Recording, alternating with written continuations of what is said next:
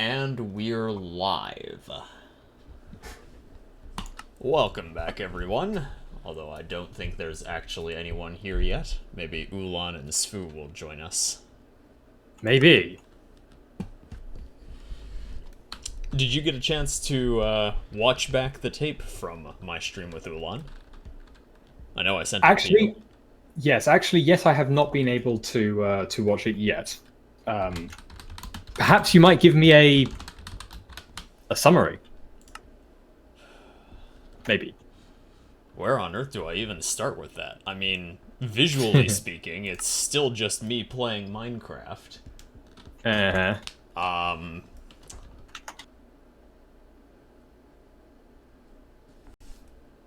I think Ulan probably gets more of my references than you do. So there was that. We got a amusing byplay. Mm-hmm. Although she did keep trying to derail my train of thought, and actually succeeded a couple of times when I was in the middle of a sentence. That does not surprise me. Oh good. It's not just me then. Well, it may be you, but it may also be... Yes, James. Actually, I'm not sure. That's what "it's not just me" means.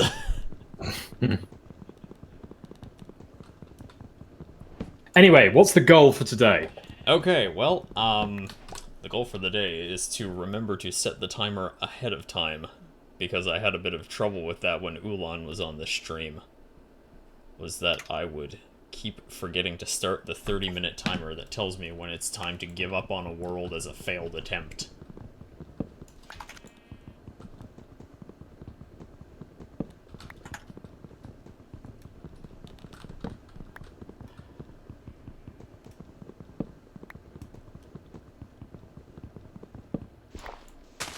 And I understand, for the benefit of anyone who may be watching this tape back, that you are currently several floors deep in something called the Endless Corridors in WoW.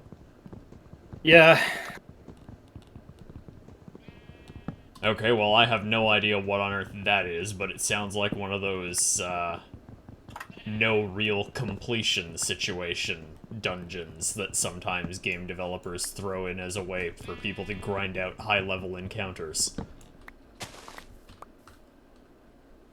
Honestly, I think it feels less so of that, actually. I'm not entirely sure what they were going for when they created this. It feels like, because the original ideas behind the Endless Corridors, from what I understand, was that it was supposed to be like a roguelite, of the kind that you just described. But at the same time, I don't know. This doesn't feel like a roguelite. I mean, it feels like somebody who doesn't really play roguelikes was told about what roguelites are, and then they tried to build their own version of it and missed the fundamental points of it.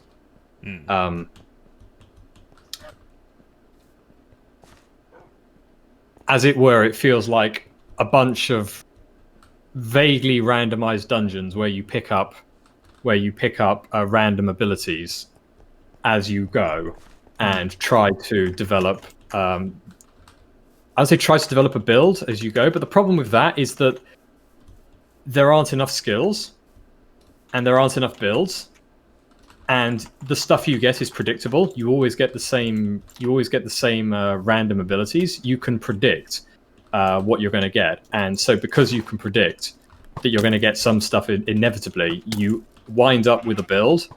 You don't explore builds like you do in most roguelikes. You just have an optimal build that you know will work, and you just are sitting around waiting for those abilities to pop up.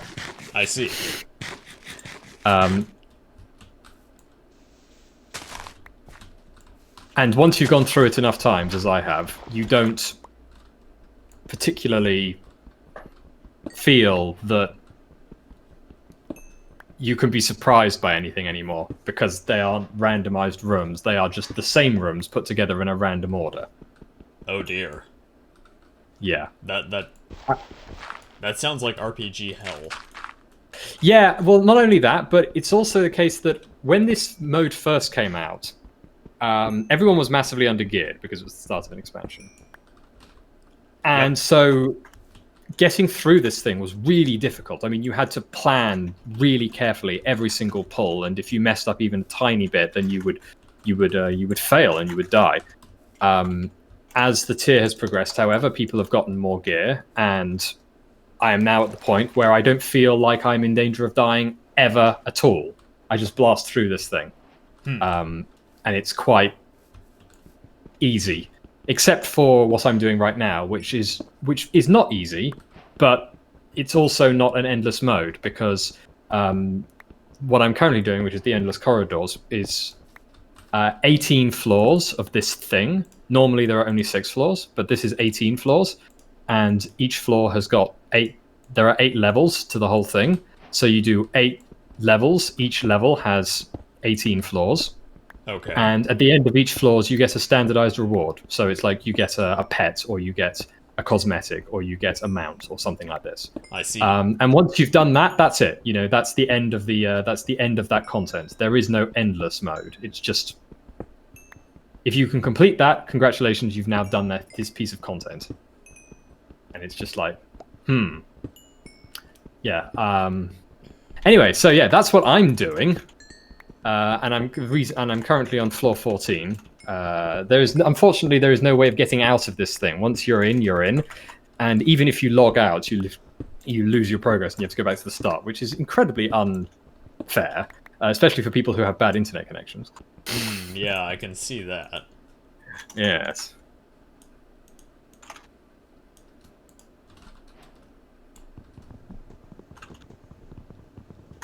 Well, whenever you get done with that, and whenever I am next between worlds on this, I have got something to show you in the creative mode world that I put together as sort of a testing lab.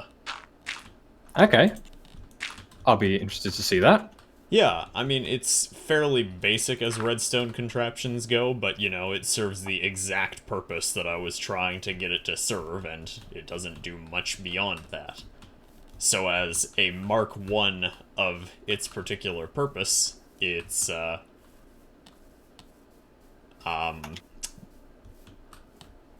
very nicely put together so as to be modularly expandable, which was not a design consideration I went into the process looking for, but once I had it, I was like, oh yes, obviously, this is something that I should be trying to get in my design. Mm-hmm.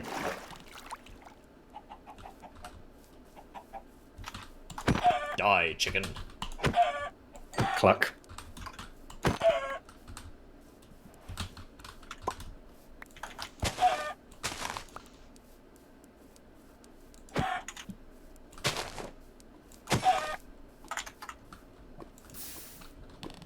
Okay, I found lava, but no iron yet.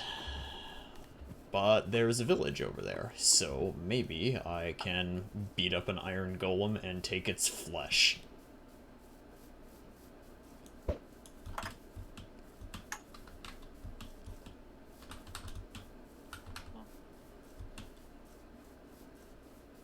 I am a good person.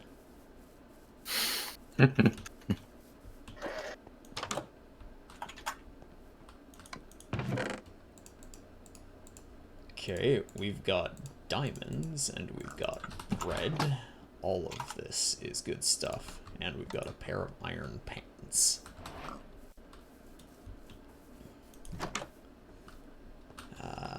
Nothing in there. This is that. There's hay here. And an iron golem. Good, good.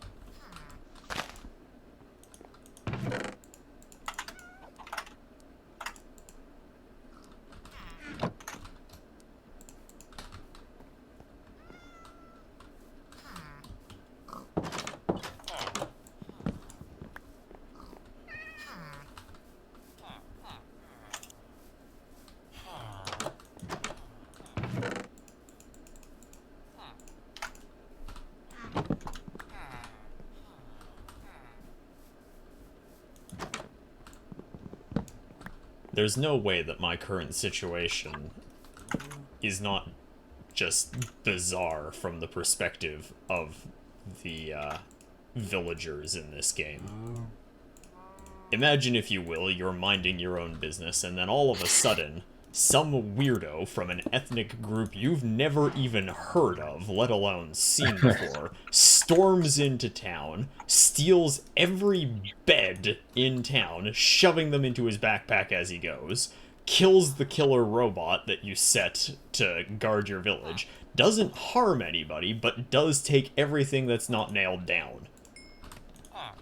Yes, it does sound like every right-wing It does sound like every right-wing propaganda wet dream, doesn't it?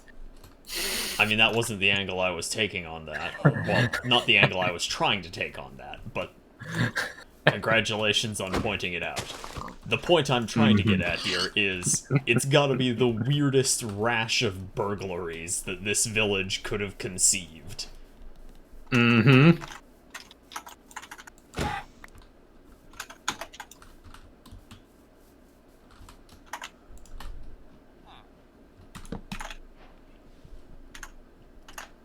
And now we make it even weirder by the fact that the guy in question didn't actually leave town when the sun went down. He just threw one of the beds he'd stolen down in the middle of a field, slept out there all night.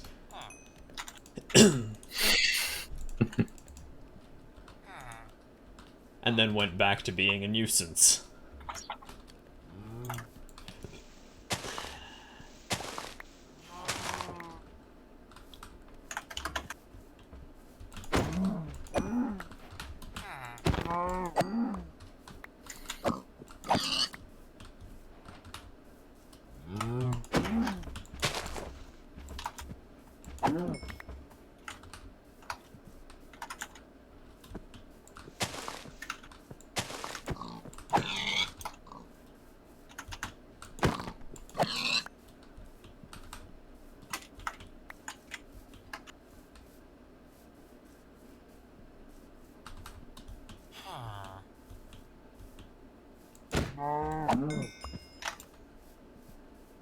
Do-do-do-do-do.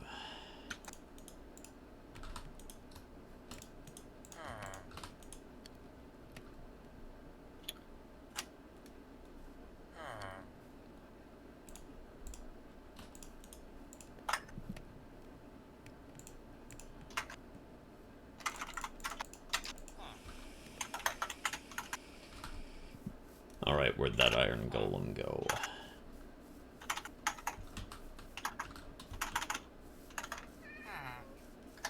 It's gotta be around here somewhere.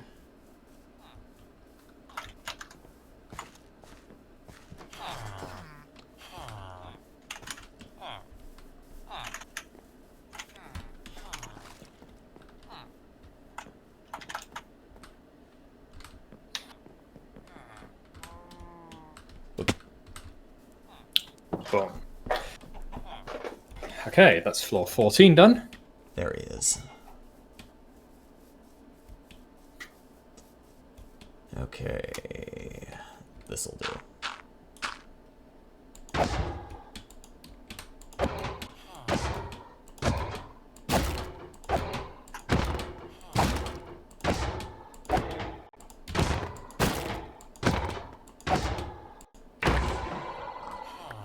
Cool.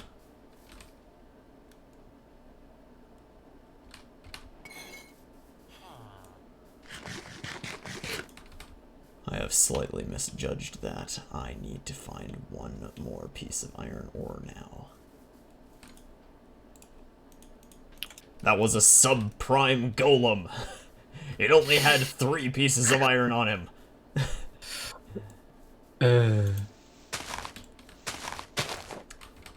Speaking of subprime, I recently watched The Big Short.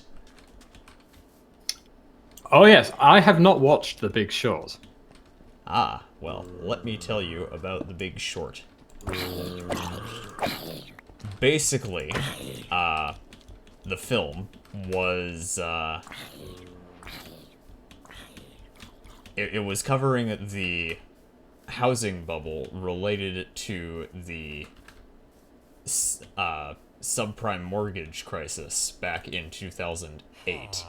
And it was specifically telling the story of what happened from the perspectives of the, I think it was 3 different groups of people who ended up shorting the housing market and becoming fabulously wealthy in the process.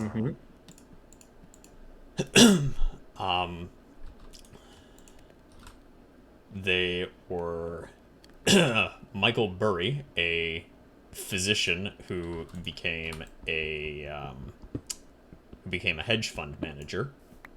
There was Mark Baum, who is, that's Baum, B-A-U-M.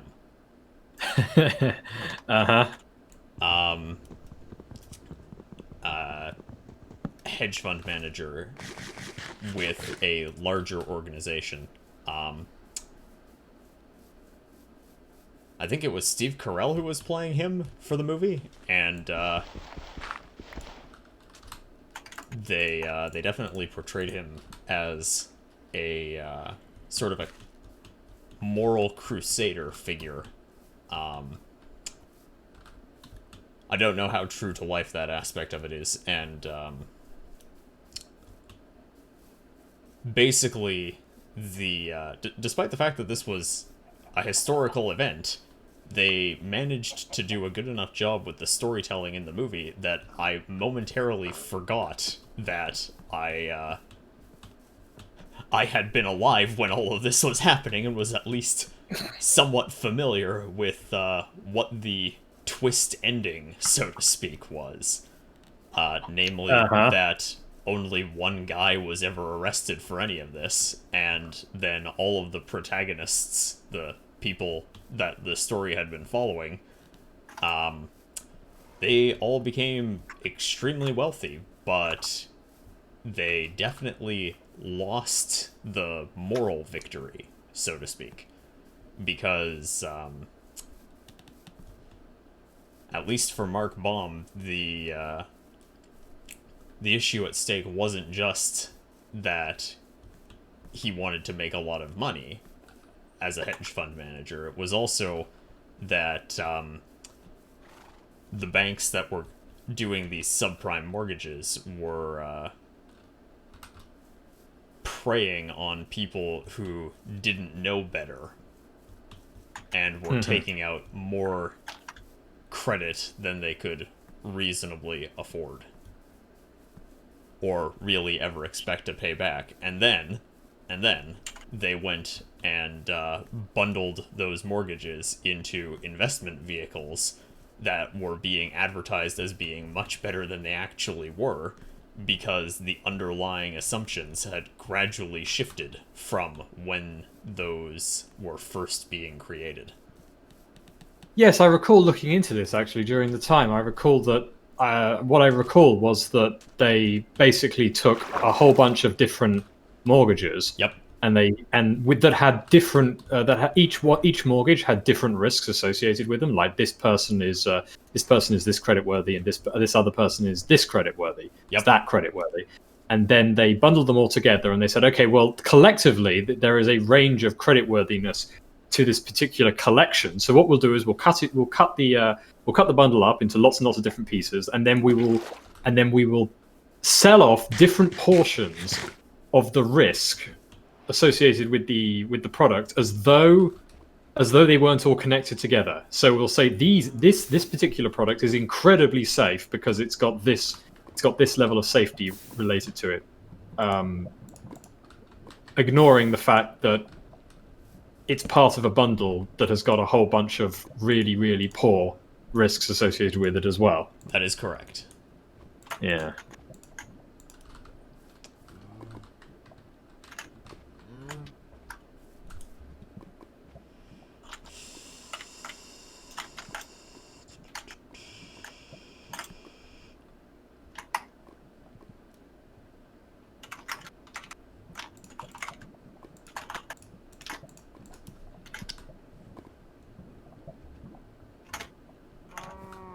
So yes, I saw that. The movie was quite good.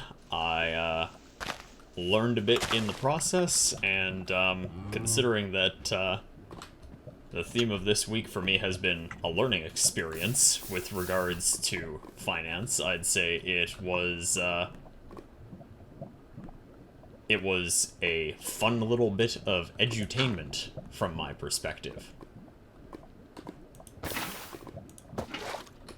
Ah, yes. Why don't you tell us more about your about your adventures in finance? I want to hear about this. Obviously, we are not finance professionals, and we do not give advice. Yes. So, but I want to hear about your adventures nonetheless. It has been a very, very interesting week on that perspective. Let me give you the rundown. So, as repeat listeners, of which I still see there are none, will be familiar with the fact that I purchased shares of GameStop back when that craze was going on before last weekend. Certainly not my best decision in terms of timing.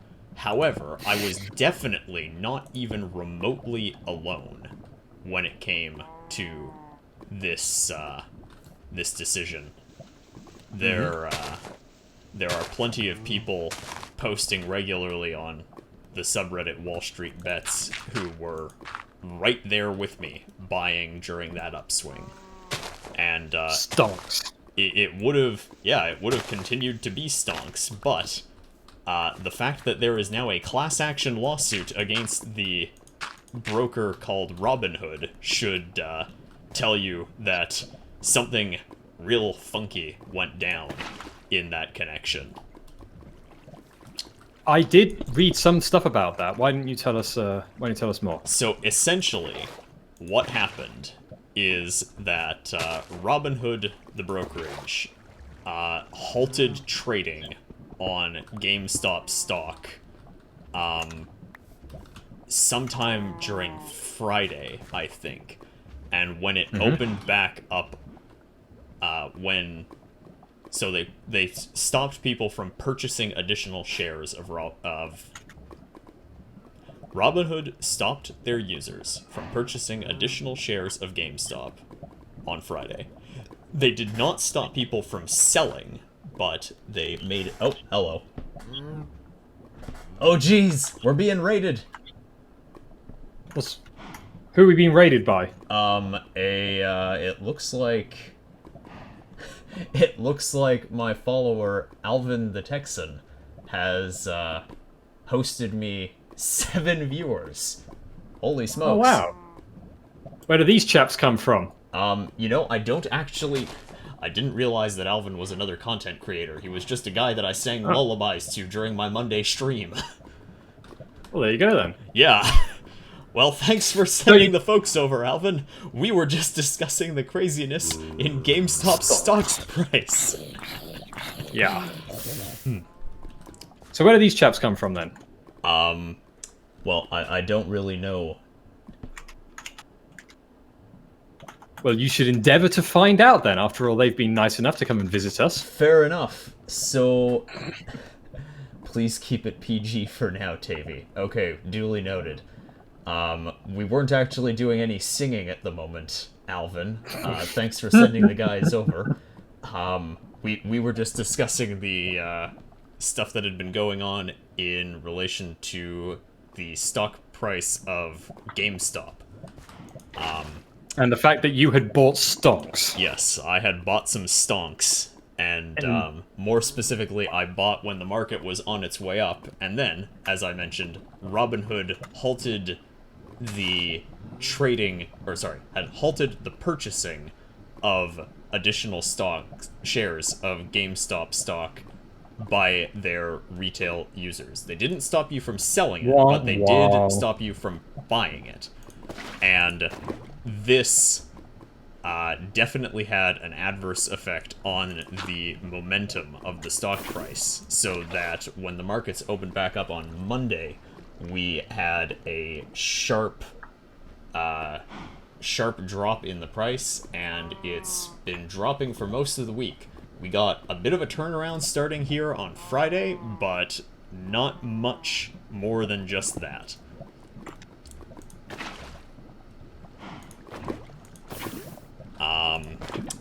Jeez.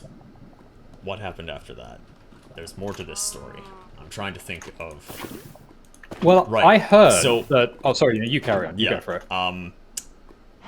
Robinhood's users, understandably not pleased about these shenanigans, have now launched at least one class action lawsuit that I know of.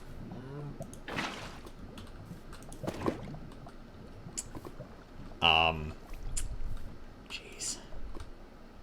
This is what I get for trying to play Minecraft and discuss stocks at the same time as we're being raided by a bunch of new people.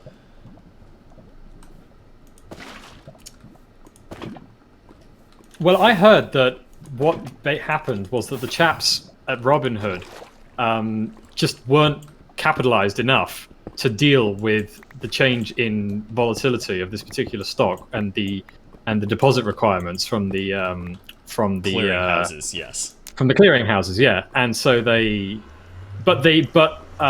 didn't tell anyone. They tried to pretend that there was no problem, and in doing so, all they succeeded in doing was persuading everyone that something really nefarious was going on. That is precisely what happened. So, yeah, massive own goal.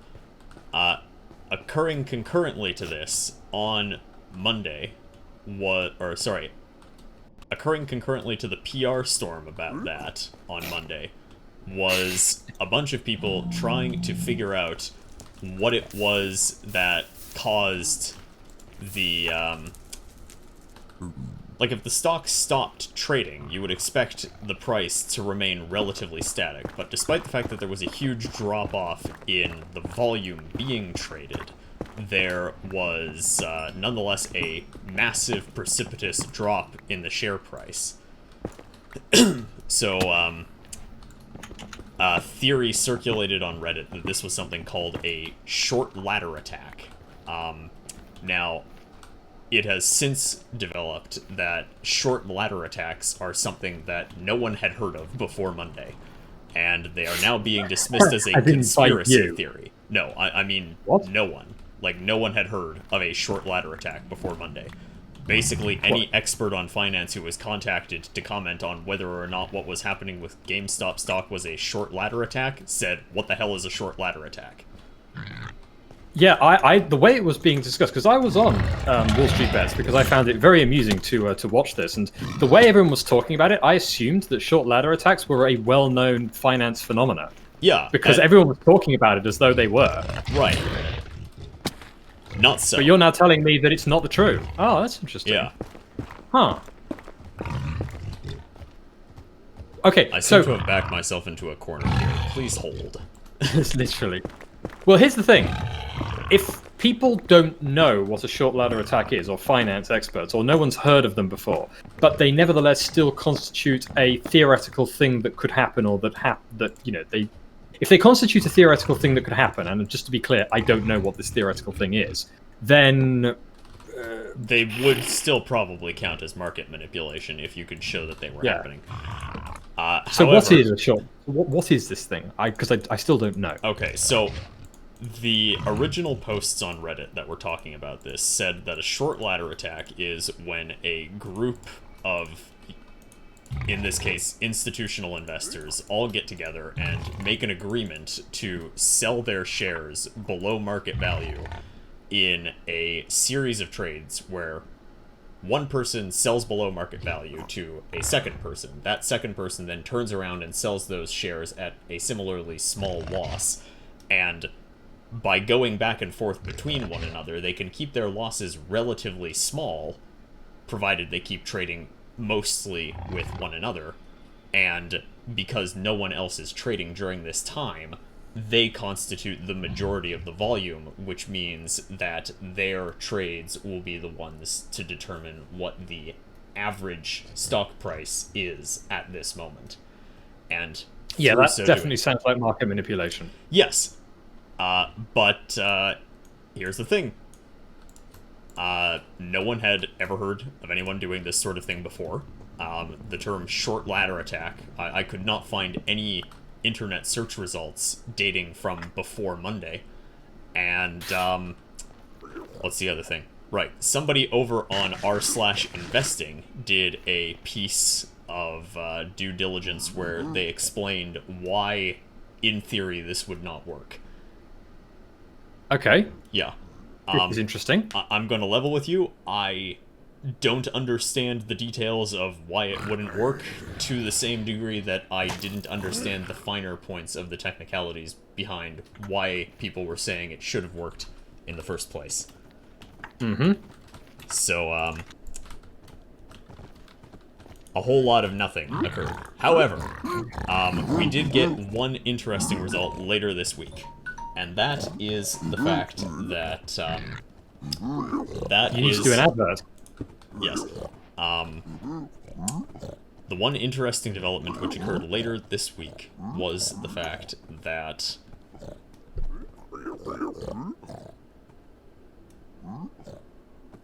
somebody went and crunched the numbers on the total volume of shares that existed, or sorry, the total volume of shares that had been traded over the past 2 weeks, as well as the amounts of shorted shares that are alleged to have been covered in that time. I don't know if you've seen this, but there's been a huge media blitz concerning the fact that, oh, the hedge funds that took out these huge short positions on GameStop have covered their shorts. No reason to go on trying to drive up the share price. Please, for the love of God, just save yourselves and sell. Yeah, this bullshit. Yeah, Yeah, it's there's like absolute rubbish. Why on earth would you put so much effort into saying this thing if you truly had covered your shorts? Then you shouldn't be publicizing the fact. You should be shorting more. There you go. Anyways,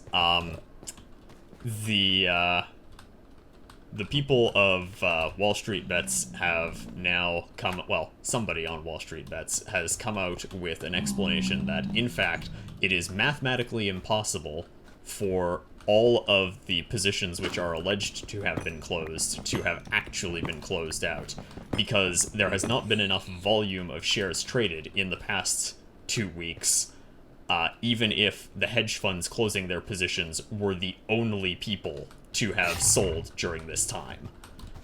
And furthermore, the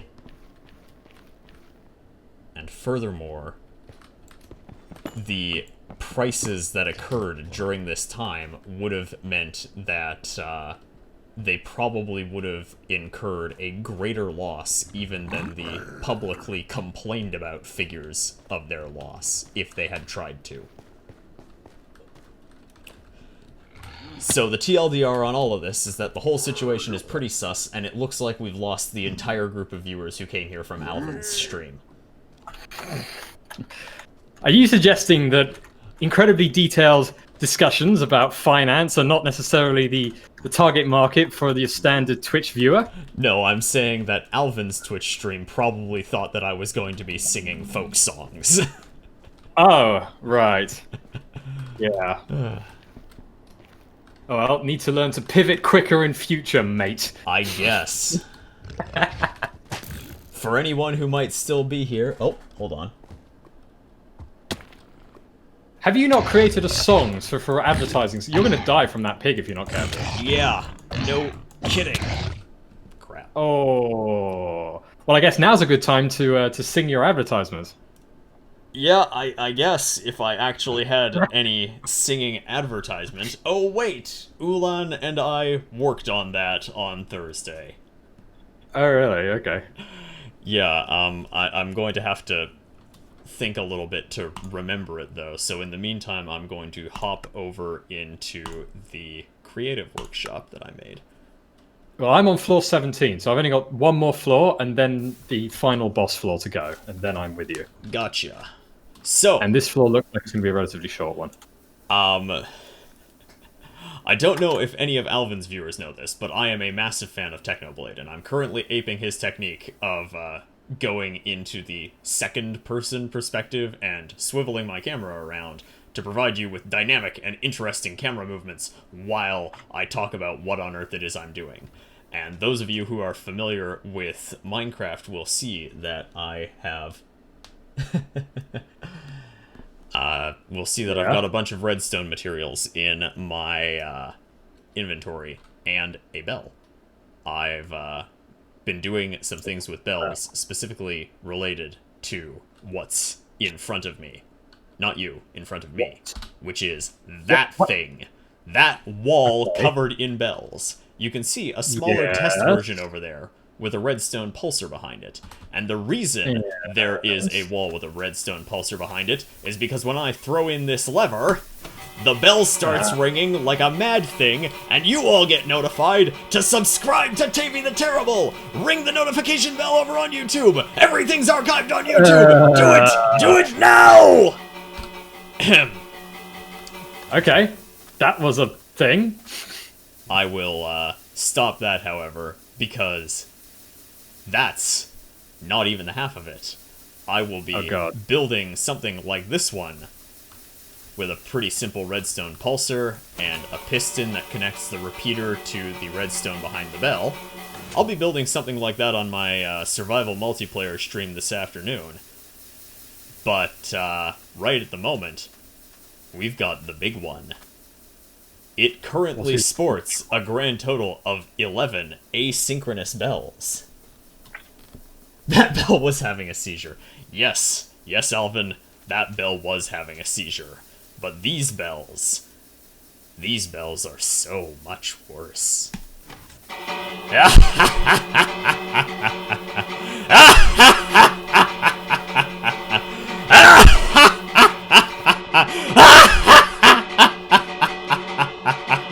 Soren? Ring my bells! Ring my bells for notifications! Subscribe to Tavy the Terrible! There will only ever be more bells!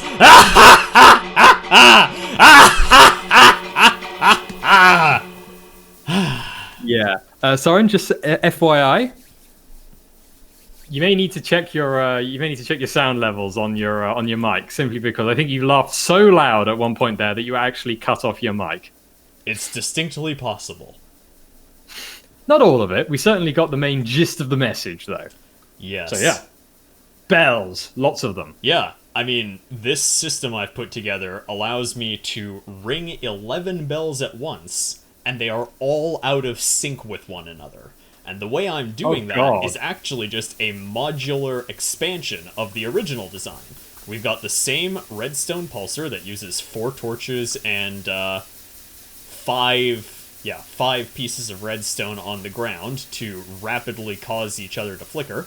That's being pumped out through a redstone repeater, and this here has got a sticky piston under it that will extend to allow the repeater signal to travel into this bank here, where a bunch of repeaters are used to stagger the pulse rate so that all the bells ring out of step with one another.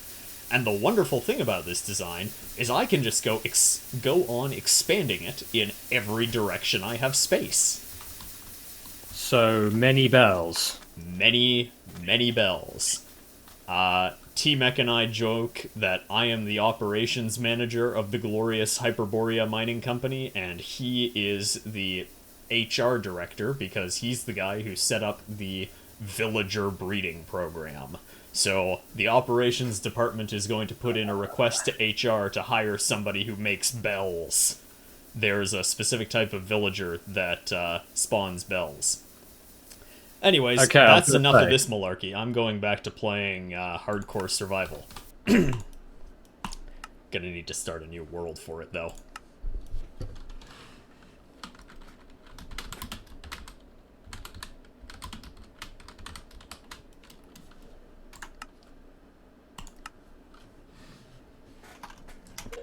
Gonna set the timer.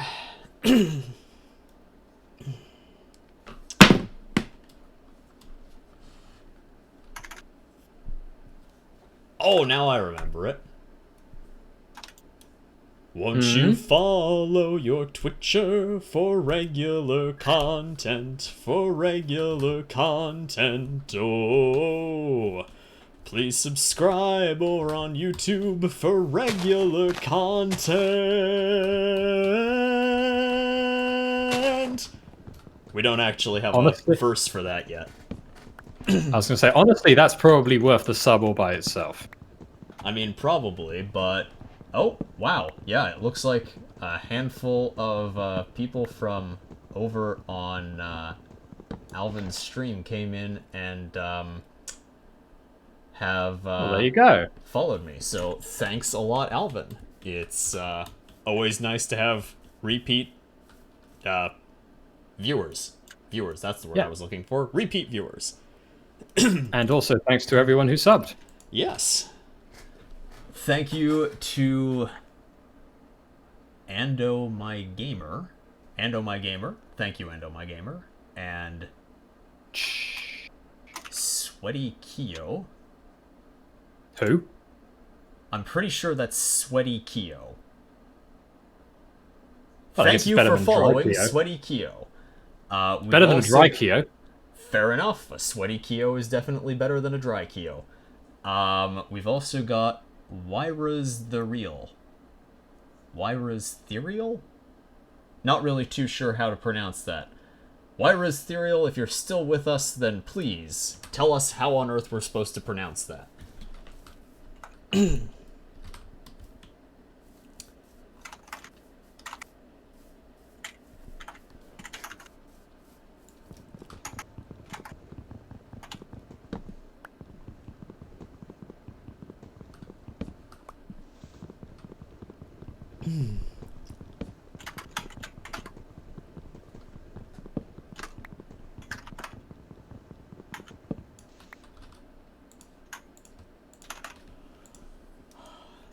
So how much progress have you made in regards to this speedrunning thing? Like, how far have you actually got? What's your best run so far? The best run so far, I was able to get all the blaze rods I needed and was working my way to try and find some ender pearls when... I'm trying to remember what it was that got me. At this point, I've been killed by so many different things in this game that it's getting hard to remember what specifically killed me, which is part of the reason we're doing that data science project over in one of my classes. Yes, specifically for this. Yeah, specifically for this, because if I don't go through and dig out my leading cause of death, we may never know why it is I'm so terrible at this game.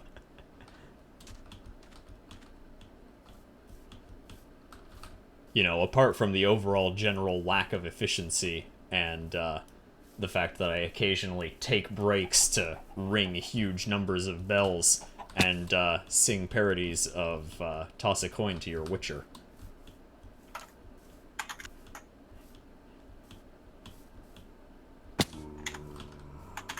Where on earth is a zombie at this time of day? I heard a zombie.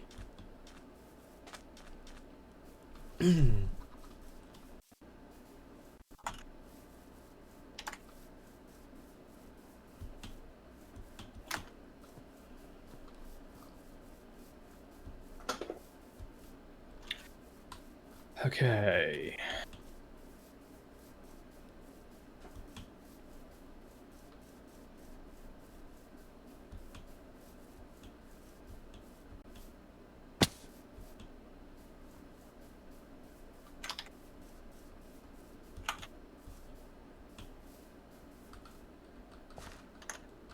Here's a hole in the ground.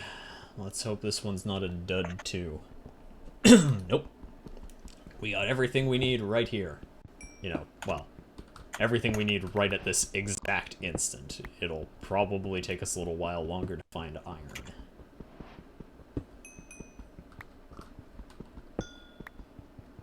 And we're gonna need to go out and find food. But we're in a plains biome and there were a bunch of pigs above us, so that shouldn't take too long.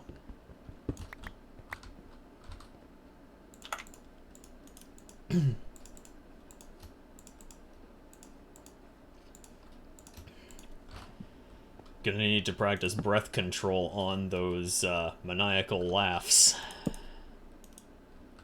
Feeling just a little bit dizzy. Well, you've got to admire the villains for something, right? Clearly, they have plenty of practice. You know, the funny thing about that is that that was actually the first joke in Dr. Horrible's sing-along blog, was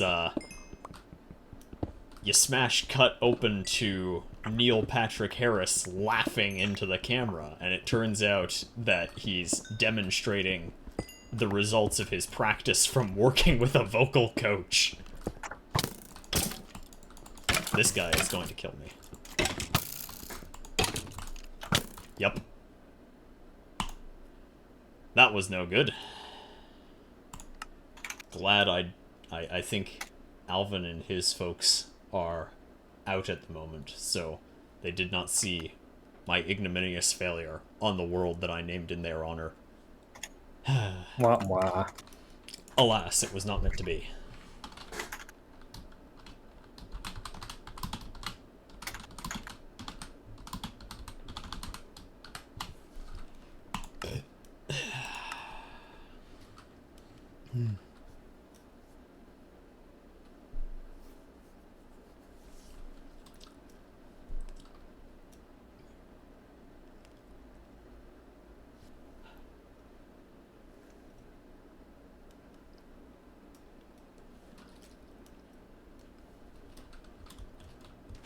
Oh boy, we've got ourselves an island.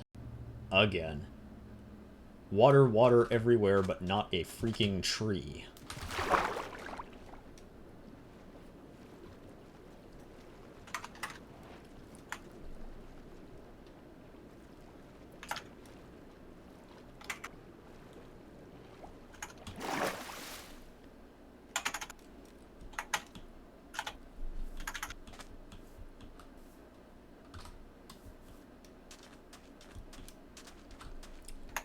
Yeah, this one might be a write-off before we even have a chance to die.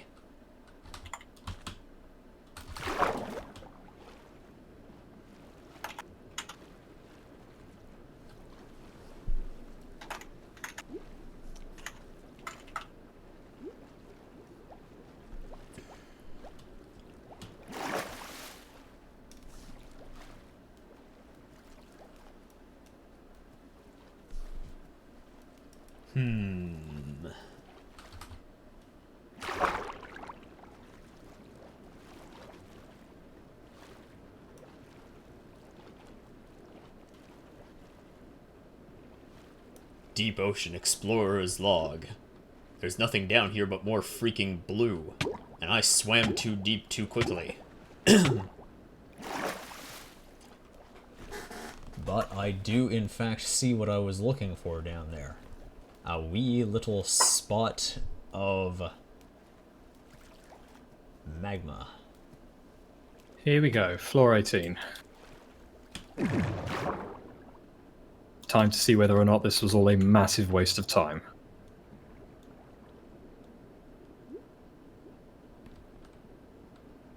Okay. I can breathe down here, thankfully enough, but unfortunately, it looks like... yeah. Not much I can do from down here.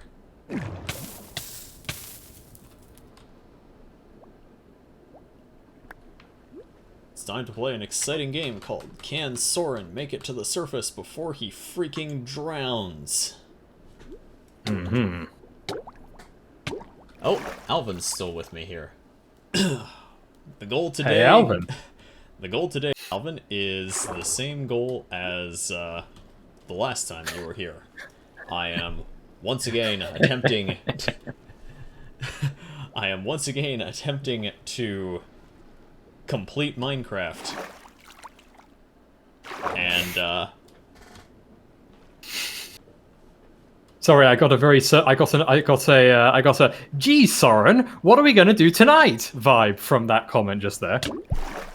You know, the same thing we do every night, James.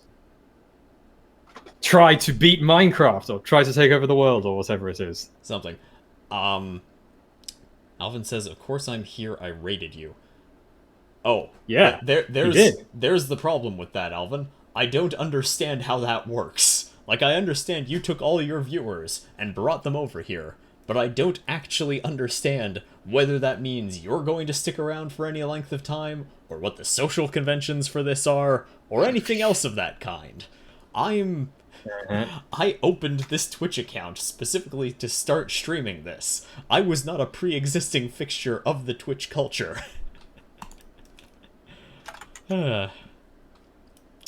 Which of course means that you did in fact see the ignominious disgrace I suffered at the hands of the world that I named after your fans. So, yeah. well, that's embarrassing. Mostly for me. Actually, no, exclusively for me.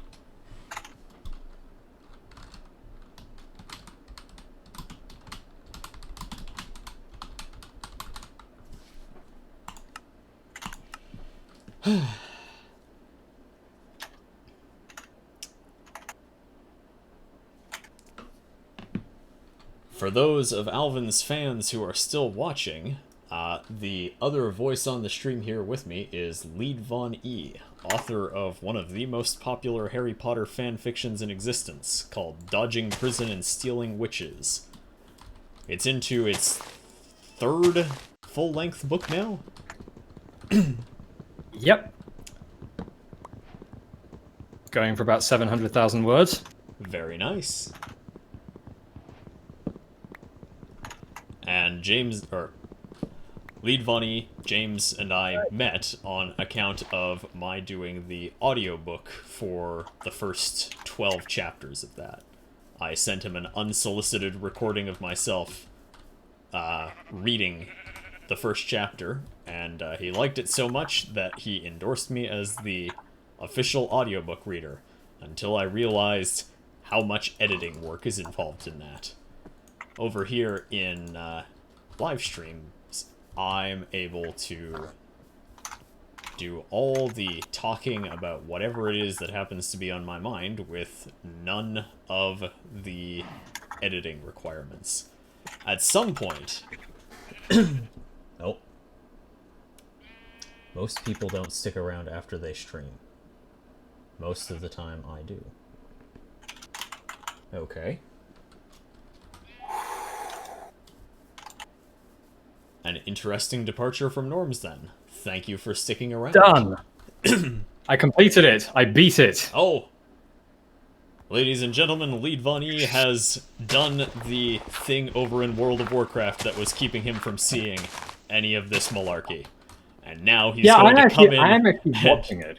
And now he's going to come in and devote his undiluted attention to watching me continue to be terrible at Minecraft. Thanks a lot. There you go. Yes, there you go. Uh, So what are you doing? Well, I've just started over a new world, so I'm getting the rudimentary tools together to go after iron and coal and stone. Cool.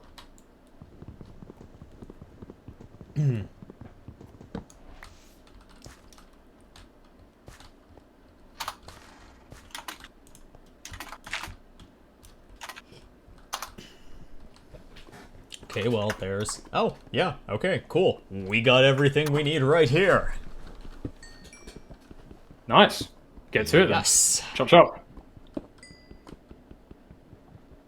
I can't help feeling that what you really need is more practice fighting void creatures, or nether creatures, or warp creatures, or whatever they are.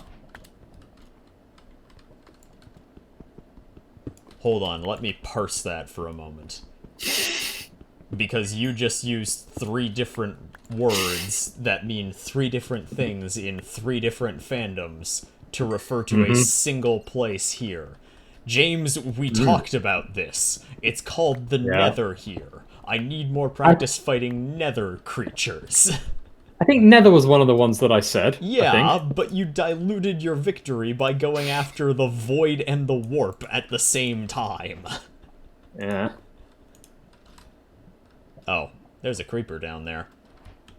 Mm-hmm. Run away. Get back down that hole. Kill it. Or kill it. Yeah, that also works.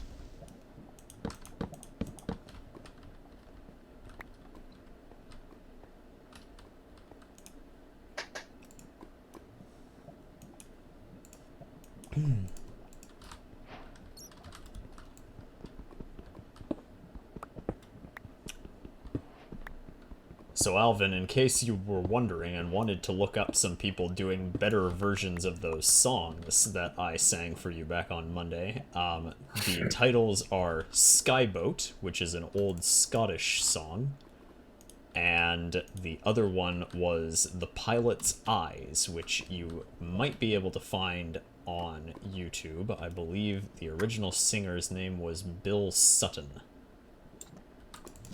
Although I could be entirely incorrect about that. I'm pretty sure it's called The Pilot's Eyes. I am less sure about the singer being Bill Sutton.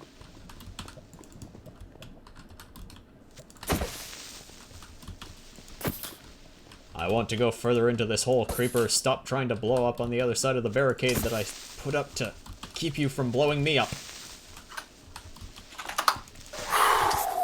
Okay. I can sit back and relax now. There we go. In the words of Fit MC, clown down.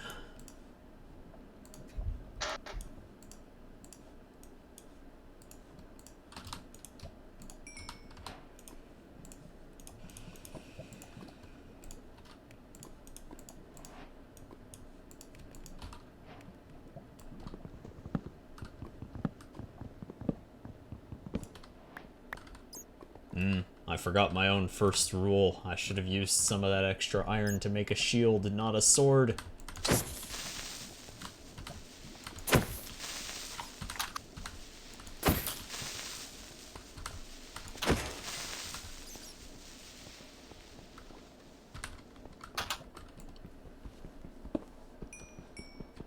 Man, it's a good thing you raided me today, and not on one of the streams I did back before you originally showed up to watch this. Because, Yeah, why?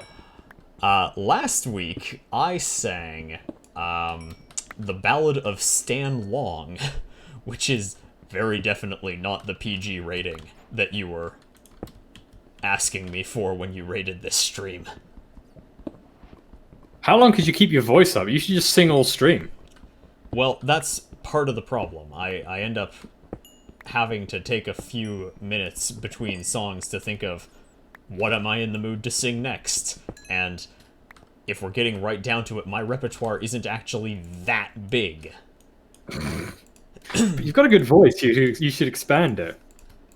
Yeah, but the other flip side of that is that there are only so many sea shanties and public domain songs that I can get through. And then I get into the territory of, you're violating the DMCA, you're violating the DMCA. Well, that's the point where you you either get people to I don't know. I just googled shanties and sea songs, and this is a long list. Oh yeah, it definitely is a long list. And they're all from 1931, so I think most of them are pre-copyright. Or post-copyright, I think. No, pre.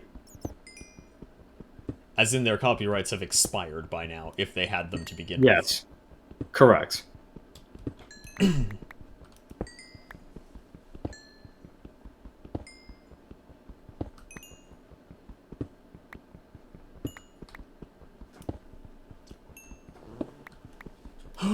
Mud Hat Cafe Digital Traditional Folk Song Database. The International Shanty and Sea Song Association. Wow. This looks like our man. That sounds like something that is probably definitely a thing that I should have expected to exist. Very unfortunately, has the acronym ISA.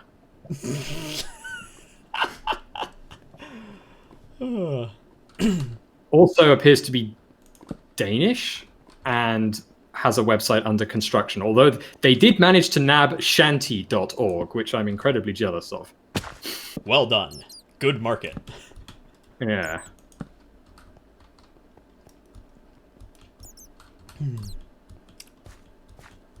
Okay, well, at the risk of stepping on the toes of the Longest Johns, I think they sang this version of this song, and I don't know if it's unique to them, but I'm going to sing it, and if the Longest Johns want me, if the Longest Johns want to DMCA my stream, at least that should be an interesting contribution to this channel's notoriety. From Tortuga's port we put to sea and sailed for 16 days. In the biggest storm I ever saw, we almost lost our ways. When a call came from a deckhand, boys, I think she's going down. But don't you fear, there's enough rum here to drink until we drown. What shall we do with a drunken sailor? What shall we do with a drunken sailor? What shall we do with a drunken sailor? Lie in the morning. Each deckhand grabbed a barrel, broke the seal and took a swig, and soon their work turned into songs, their panic woes turned into jigs. The first mate bellowed orders, ever trying to save his skin. Any drunken wretch the captain catch, I'll beat him limb from limb. What shall we do with a drunken sailor? What shall we do with a drunken sailor? What shall we do with a drunken sailor? Lie in the morning, way hey, and up she rises, way hey, and up she rises, way hey, and up she rises, early in the morning. Each deckhand kept on drinking, all their duties long forgot. They were deaf to every order till they heard a pistol shot. The captain stood on forecastle, swung the cat above his head. Back to your posts, or by my ghost, you'll wish that you were dead. What shall we do with a drunken sailor? What shall we do with a drunken sailor? What shall we do with a drunken sailor? Lie in the morning. Each drunk received a beating, some of the drunker managed to. The captain kept an eye out till he sobered up his crew. He then retired to quarters, put the rum upon a shelf. He took a seat, kicked up his feet, and drank the rest himself. What shall we do with a drunken sailor? What shall we do with a drunken sailor? What shall we do with a drunken sailor? Lie in the morning, way hey, and up she rises, way hey, and up she rises, way hey, and up she rises, early in the morning. Put him in a longboat till he's sober, put him in a longboat till he's sober, put him in a longboat till he's sober, lie in the morning, way hey, and up she rises, way hey, and up she rises, way hey, and up she rises, early in the morning. Shave his belly with a rusty razor, shave his belly with a rusty razor, shave his belly with a rusty razor, lie in the morning. Way hey, and up she rises, way hey, and up she rises, way hey, and up she rises, early in the morning. Toss him in bed with the captain's daughter, toss him in bed with the captain's daughter, toss him in bed with the captain's daughter, lie in the morning. Way hey, and up she rises, way hey, and up she rises, way hey, and up she rises, early in the morning. Throw him in the bilge with a hose pipe on him, throw him in the bilge with a hose pipe on him, throw him in the bilge with a hose pipe on him, early in the morning. Way hey, and up she rises, way hey, and up she rises, way hey, and up she rises, early in the morning. Tell his boss what he posts on 4chan, tell his boss what he posts on 4chan, tell his boss what he posts on 4chan, early in the morning. Way hey, and up she rises, way hey, and up she rises, way hey, and up she rises, early in the morning. Tie him up 'cause he's kinda into that, tie him up 'cause he's kinda into that, tie him up 'cause he's kind of into that, early in the morning. Way hey, and up she rises, way hey, and up she rises, way hey and up she rises early in the morning. Boom. Yeah. Mic drop. I could probably keep going. Unfortunately, that was in fact the limit of all the verses I knew or could make up in a short span. You saw Sure. I was kind of grasping at the end there. I think the ones at the end were quite frankly the best ones. You would, James. You would. But you know, I just went on Fiverr, and you can pay someone to put together sea shanty lyrics for you for like $20-30 for a song. It's not that expensive, so you could, Really? So you could and obviously they'll be custom, so you can copyright them to yourself, and then you won't have the MCA problems. So you could just take donations from viewers with goals saying like, if we get this much donations, then we get a new song. And every time you reach the goal, you have the chat like vote on what the subject of the song should be about or something. You give it to the person on Fiverr, you get its back, and then you add it to your rotation of what you sing while you're doing Minecraft. And you just and over time you just build up an ever growing collection of songs that that you can rotate through, and possibly even have chat like, you know, vote on stuff, and you know, like it's at a pub or something. So there you go. I have I will accept my Twitch. I will accept my Twitch strategy consulting fee later from you. Seems reasonable. Chat, we're gonna need you to start donating so that we can pay James his Twitch consultancy fee. I don't have that line of money, chat. All my liquid assets are tied up in GameStop. Stocks. Because I am magnanimous, you can put more money towards songs to begin with. Fair enough. I still think that's a good idea though, because you've got the voice for it, and if all that's stopping you from singing stuff is DMCA, then just having someone else write up some lyrics for you, especially if it's about random stuff, is the way to go.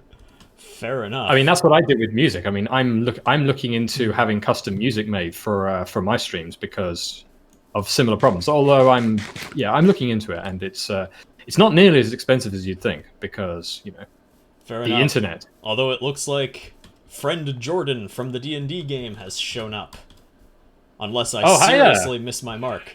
Incidentally, Jordan says that at least part of the appeal for tuning into these streams is because he misses you in our games. Aww. The robot he made from your remains is a key feature of our party's strategy. Its name is Martini. That is a great name. Well, I'm sorry that I can't be in the D&D game right now, at the moment. I wish I could. But, ho-hum, I guess you get your fix by being here. That and the shanties. Okay, fair enough. I guess I'm gonna need to find more shanties to be having on with. Unfortunately, I have got a ravenous horde of readers that will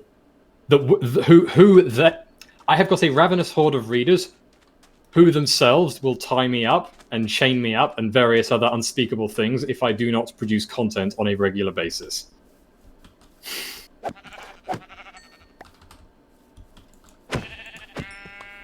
This has potential. What? Oh, this run? No. I'm meaning what you just Tying said. me up. No. More generally, I'm trying to think of the exact verb and phrasing we need here. There are possibly 3 or 4 different subjects we could be talking about. Anything from custom sea shanties to low-level writer bondage. What are we talking about? ¿Por qué no los dos? I also don't speak whatever language that was. What do you do when James stops posting? What do you do when James stops posting? What do you do when James stops posting? Don't you know we pay you? Way, hey, and up she rises, way, hey, and up she rises, way, hey, and up she rises early in the morning. Tie him up. Yeah, we'll get there eventually. Tie him up in Spoo's basement. There we go. Tie him up in Spoo's basement. Yeah, the stress pattern doesn't work that. Oh, and Jordan says don't give him ideas. Well, unfortunately, that particular idea is already well and truly entrenched in the DPNSW community. Yeah. Tying James up in Spoo's basement until the next chapter is posted. Well, the running joke is that Sfu has got me under lock and key, and that I'm tied to my desk, and that he only lets me out for water and food and stuff. Oh dear. Yeah. If I want to get into any of the shanties that have been more popular recently, like the Wellerman, I'm gonna need to pull up the lyrics to them. I'd be interested to see whether or not you actually get DMCA for any of this. It is a good and interesting question.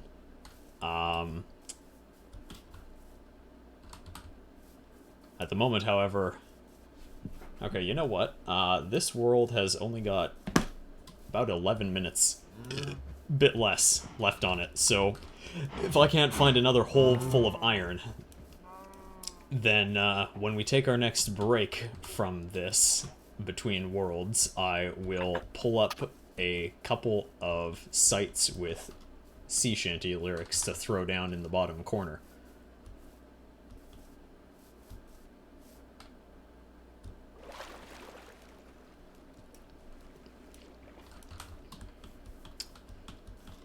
I's the boy that builds the boats, and I's the boy that sails her. I's the boy that catches the fish and brings them home to Liza. Hip your partner Sally Thibault, hip your partner Sally Brown, Fogo, Twillingate, Morton's Harbour, all around the circle.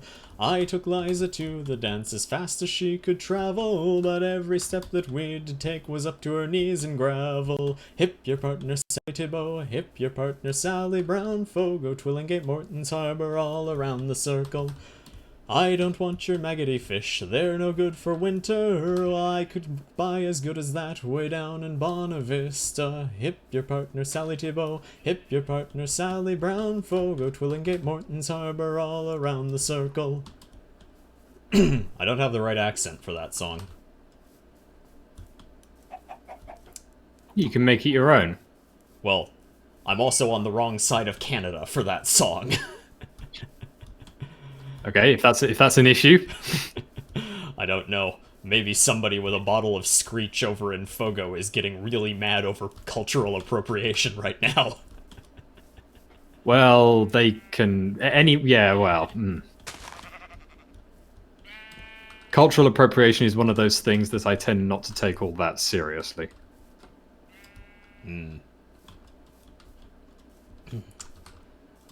And in fairness, just about any sea shanty I sing could probably be taken as cultural appropriation, because the last time I was on a boat was a long time ago, and it definitely wasn't big enough to warrant sea shanties. Yeah. Well, personally, you see, I consider myself to be human. Yeah. Yeah. There's the important thing. And I think you're on the right track with that one. Yeah. Moving so right along, I consider however. Oh, okay, fine. You don't want to talk. Okay, cool.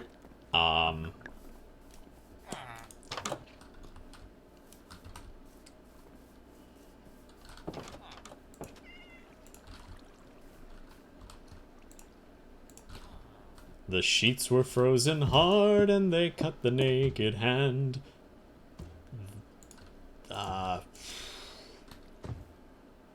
Nope. I don't actually know the second line to that one.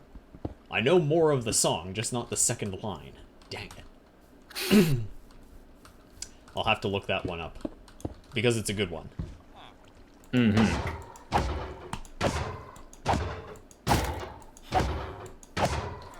Oh, is Per on Judas in chat? Jordan. Yes. Ah, hi there. Sorry, I only just switched over to Twitch so that I could see the chat. There we go.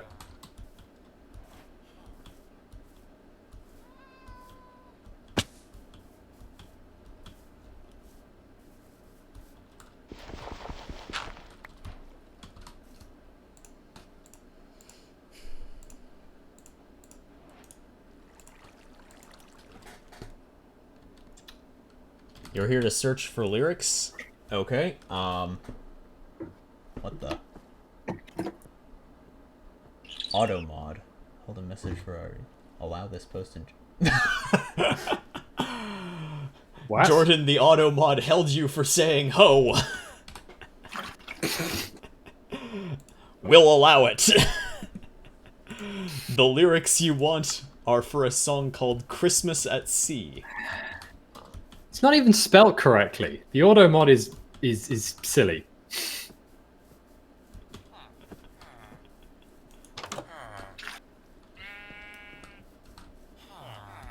I mean, I assume that that's what the problem the auto mod has was, and not being a general disdain for informal greetings.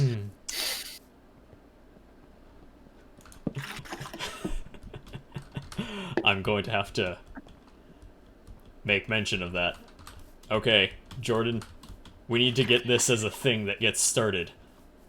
Whenever new people join the chat, they have to say, ho there. That's the formal greeting we use on this stream from now on.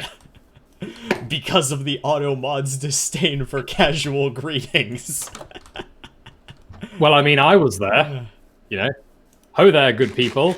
Exactly. Which incidentally made it into the latest version of Trial by Conquest. Did it? Yeah, I just ripped it straight from our D&D session and decided, right, I'm going to use this. Which character in Trial by Conquest is using ho there as a casual greeting now? Max. Ah. There's one point where he's slightly drunk, and Thorax tells him that he needs to walk into this group of traders in an incredibly confident manner.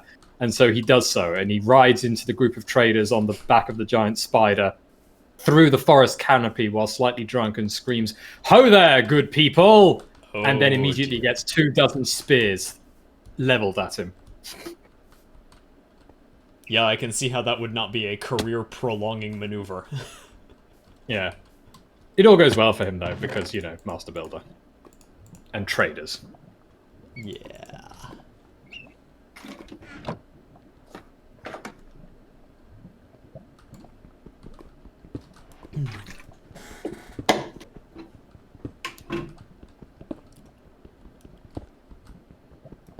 The sheets were frozen hard, and they cut the naked hand. The decks were like a slide, where a seaman scarce could stand. We tumbled every hand on deck and... What's the next line? Work with me. Oh, cut the naked hand. I don't know, I'm The just deck was reading like a the slide where a chat. seaman scarce could stand. The wind was it. There we go. The sheets were frozen hard and they cut the naked hand. The decks were like a slide where a seaman scarce could stand.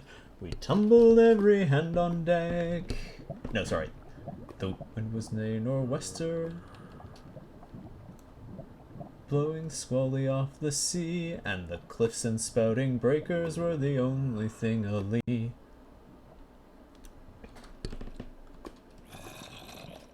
There you go.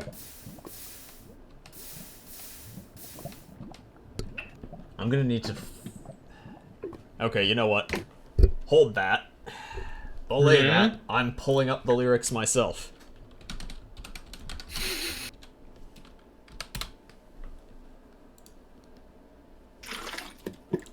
There we go.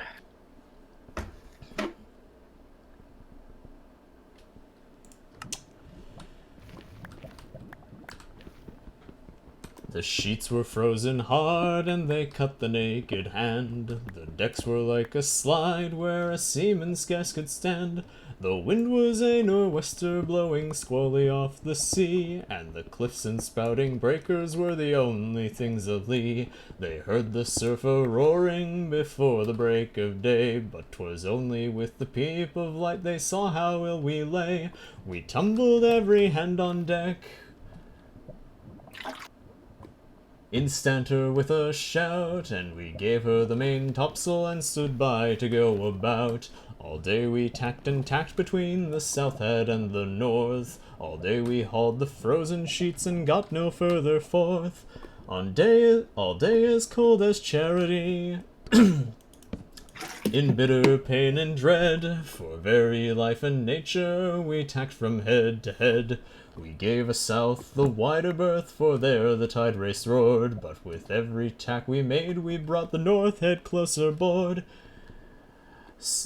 We saw the cliffs and houses, the breakers running high, and the coast guard in his garden with his glass against his eye.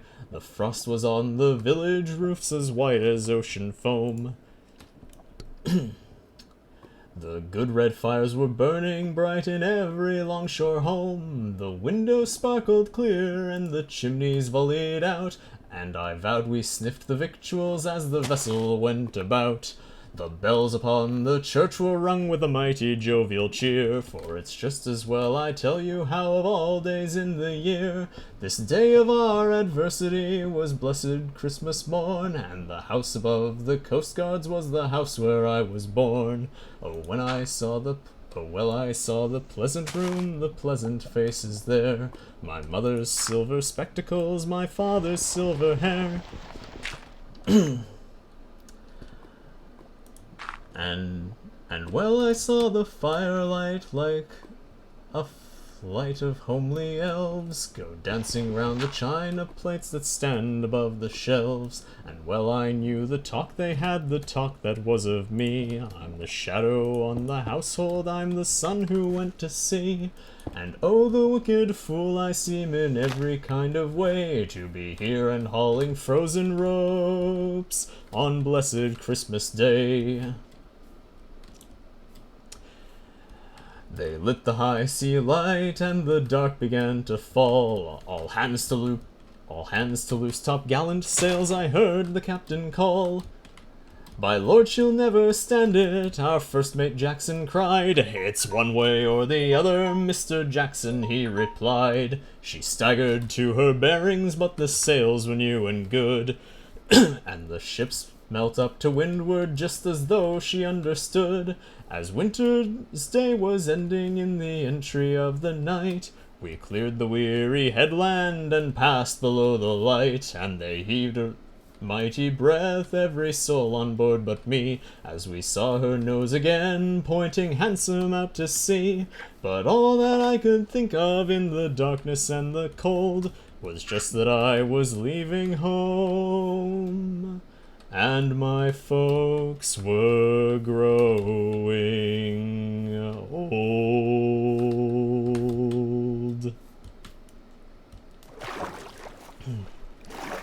Boom.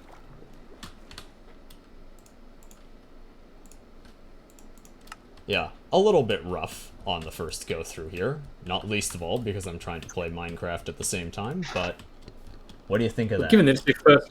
Yeah, pretty good. I mean, it's your first... For the first go through, it's pretty damn good, like I said. I think you got a talent. No doubt about it. And we all know what needs to happen to talents. Practice? No, they need to be capitalized on. Oh, right. Excuse me. For a moment there, I forgot who I was talking to.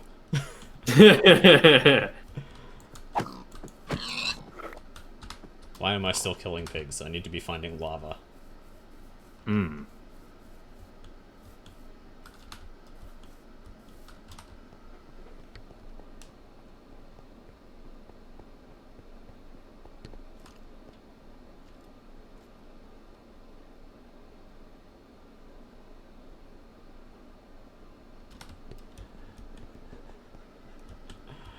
No, Jordan, it wasn't that I just needed the first two lines. I said I knew more of the song. Just that I didn't know the second line. I was singling out the one specifically that I was having trouble with.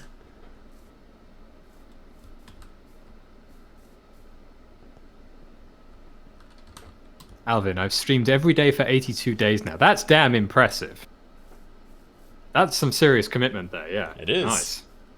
I'm not streaming on that frequent a basis, but I am getting up there. The biggest barrier to being an affiliate for me at this point, I think, is getting more people to actually watch it on a regular basis, as well as getting to 50 followers. We're at 12. I need to make a point of, Getting to affiliate isn't that difficult. It basically means getting to affiliate requires a moderately consistent presence yeah. and a reasonable quality of content, and that's basically all that's required. Getting to partner now, is hard.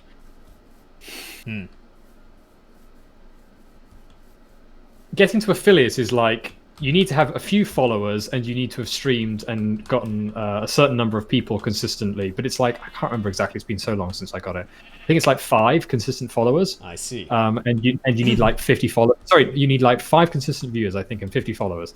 And then for partner, you need to average 75 consistent viewers. And the jump is just like, it's just like astronomically large jump. Yes. I've been able to become an affiliate for 7 months already. Exactly, yeah. Don't want it, though. I'm starting it on day 90. I don't want it right now, though. I'm starting it on day 90. Okay. Interesting. Hmm. Why is that, Alvin? Is this some strategy thing I'm not aware of?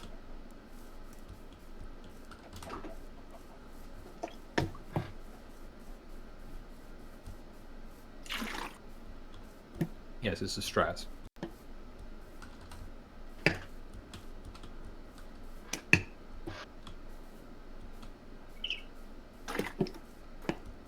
You know, actually, I always thought that I would never be able to get partner. You have to realize why you want it. That's true. You know, I always thought that I would never be able to get partner given the content that I create. But the thought just occurred to me that I've hardly streamed at all for the last year. I mean, I've been incredibly inconsistent. And not only have I been incredibly inconsistent with my streams, I've been incredibly inconsistent with my content that I've produced as well, right? I don't... the amount of content that I've produced and the regularity with which I produce it leaves a lot to be desired, quite frankly. And there's lots of reasons for that. But that doesn't change the fact that it is the state of affairs. But despite that, when I stream now, I regularly get 20 consistent viewers. 20 consistent viewers is not in any way unusual for me now. And considering that 75 is what you need to be a partner, that's actually... I mean, if I were actually doing it consistently and also publishing consistently as well, it suddenly doesn't seem quite so impossible. Okay. Because it basically means... Sorry, yeah? I was just going to say, Jordan dropped the name of the sea shanty that all the cool kids are getting real stoked about in the chat, so now I'm going to have to try and sing it. I don't know all the verses yet, but I've got the lyrics up on my other monitor, so here we go. There once was a ship that put to sea, and the name of that ship was the Billy of Tea. The winds blew hard, and her bow dipped down. Blow me, bully boys, blow. Soon may the Wellerman come to bring us sugar and tea and rum. One day when the tonguing is done, we'll take our leave and go. She had not been 2 weeks from shore when down on her a right whale bore. The captain called all hands and swore he'd take that whale in tow. Huh! Soon may the Wellerman come to bring us sugar and tea and rum. One day when the tonguing is done, we'll take our leave and go. Before the boats had hit the water, the whale's tail came up. The whale's tail came up and caught her. All hands to the side, harpoons and fought her when she dived down below. Soon may the Wellerman come to bring us sugar and tea and rum. Someday when the tonguing is done, we'll take our leave and go. No line was cut, no whale was freed, and the captain's mind was not on greed, for he belonged to the whaleman's creed. She took that ship in tow. Soon may the Wellerman come to bring us sugar and tea and rum. One day when the tonguing is done, we'll take our leave and go. For 40 days or even more, the lines went slack, then tight once more. All boats were lost, there were only 4, and still that whale did go. Soon may the Wellerman come to bring us sugar and tea and rum. One day when the tonguing is done, we'll take our leave and go. As far as I know, the fight's still on, the line's not cut, and the whale's not gone. The Wellerman makes his regular call to encourage the captain, crew, and all. Soon may the Wellerman come to bring us sugar and tea and rum. One day when the tonguing is done, we'll take our leave and go. Soon may the Wellerman come to bring us sugar and tea and rum. One day when the tonguing is done, we'll take our leave and go. Nice. Also, hello, Ulan. Oh, hey, Ulan's here. Yeah, Ulan has joined us. Yeah, Alvin, I write... Oh, sorry, I hope you don't mind me hijacking your stream for a second. Not at all, go ahead. Yeah, I write fantasy and fan fiction. I'm most known for a piece that I write called Dodging Prison and Stealing Witches, which is... I don't actually know if it is the most... I'm never quite sure how to exactly to quantify it, but I think that it is either... Okay, I'm not entirely sure if I can say it's the most popular fanfiction in the world, but I know I can say it is one of the most popular fanfictions in the world. So yeah, that's what I can say. There you go. There we go. And most of my writing, most of my streaming is editing that stuff. Joined you for a mo for the views. There we go. Ah, thank you, Thank you. Ulan. I appreciate it. This is doing wonders for my average. Mm-hmm. Oh dear.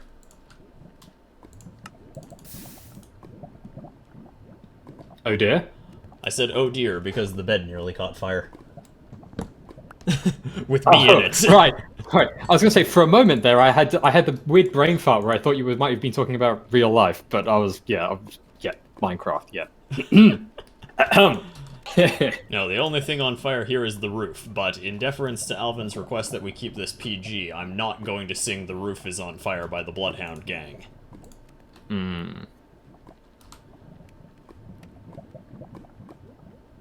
Ulan, I'm actually enjoying a cousin's birthday party. Well, congratulations to your cousin, Ulan. I wish him happy birthday to them. To them? Cousins. Could be anyone, really. This is Ulan Right, we're of course, talking sorry. about. Well, quite. Yeah, sorry. It took me a moment to pass that a gender-neutral pronoun was being used instead of Okay, yeah. To him or her. To them. Yes. Correct. That confused me. I still tend to think of them as a plural pronoun. Yep. Let's see if we can get DMCA'd by the arrogant worms. That'll get a bit more attention than the longest Johns. Oh, once a year we celebrate with stupid hats and plastic plates the fact that you were able to make a trip around the sun. And the whole clan gathers round and gifts and laughter do abound, and we let out a joyous sound and sing this stupid song. Happy birthday, now you're 1 year older. Happy birthday, your life still isn't over. Happy birthday, it's downhill from now on. Try not to remind yourself your best years are all gone. So let's drink to your failing health and hope you don't remind yourself the chance of finding fame and wealth decreases every year. Dang it, I forgot the rest of that song. I threw off my own groove! You need to throw yourself out of a window now? Probably not that severe.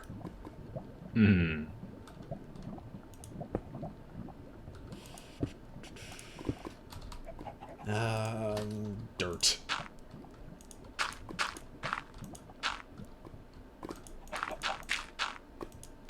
I think Ulan got that reference. Probably.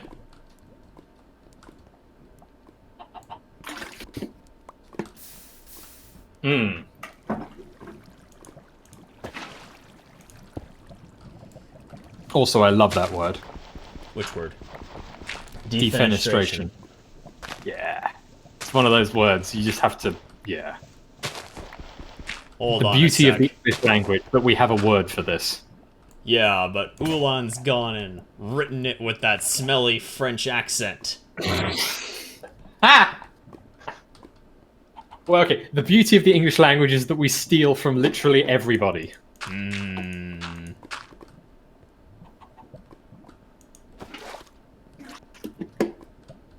The English language is a kleptomania who invites all of the other languages around to their house to show off the greatness of their achievements, and all the other languages just keep on looking around and saying, "Hang on a minute, isn't that my noun? Isn't that my verb? Hang on a minute, I recognise this conjunction." And it's like, "Yeah, but it's mine now."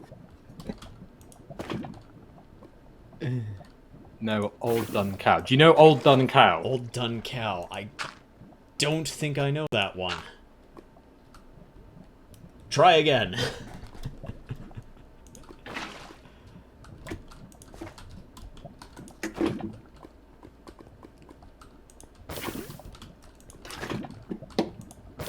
I could start ripping off Great Big Sea next. I know a few Great Big Sea songs. That was the wrong thing to put there.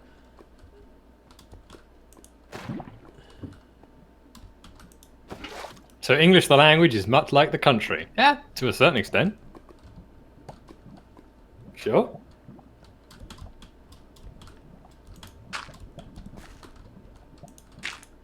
I've no doubt the country has done its certain amount of thievery. I'm pretty sure Ulan and I spent a great deal of our time on Thursday chatting about exactly that. What? Imperialist something something something. Imperialist Britain. Ah, yes. A fun subject, to be sure.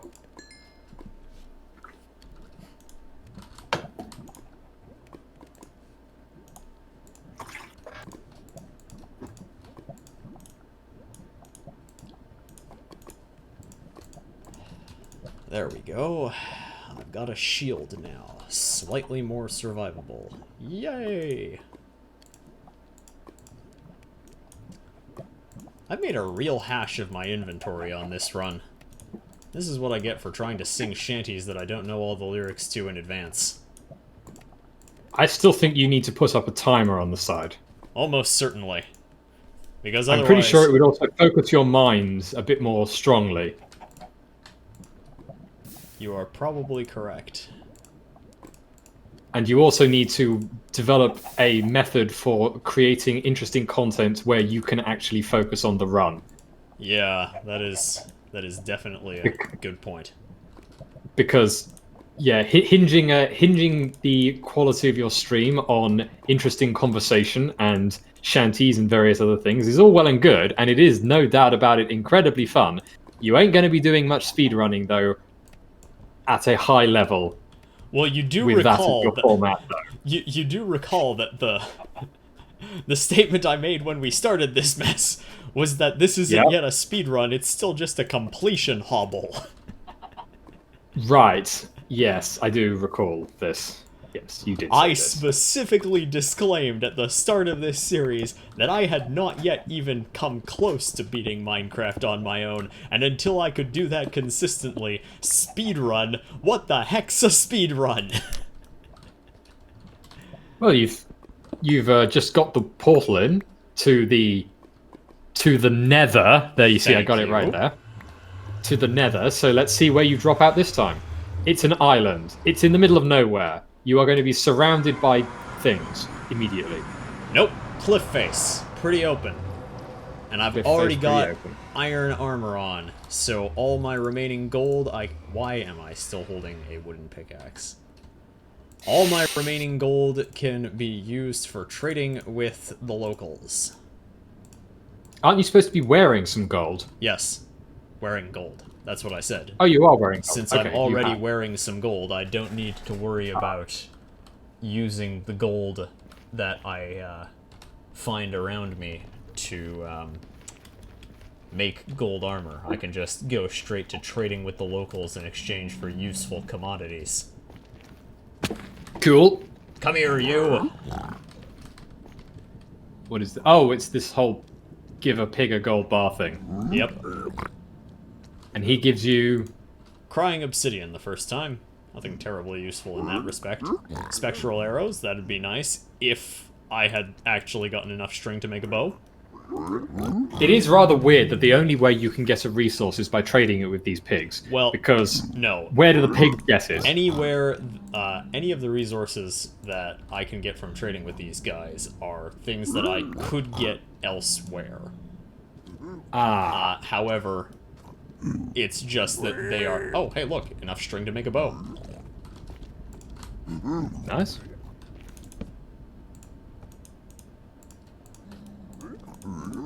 Apparently you could also just kill Endermen. Yeah, so I could kill Enderman for the Ender Eyes, but you may notice we're not in a blue forest. I'm going to need to do some trekking one way or another to find Enderman. You know, in addition to finding anything else that might be worthwhile in this hellscape.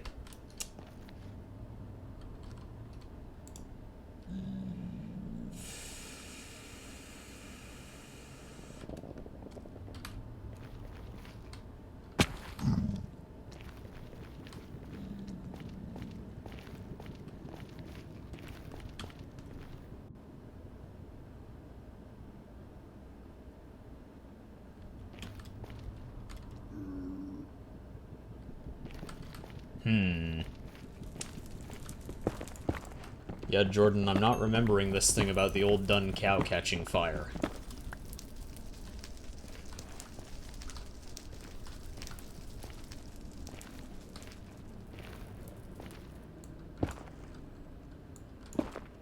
I feel a sudden urge to look up if there's been any news about the Harry Potter RPG.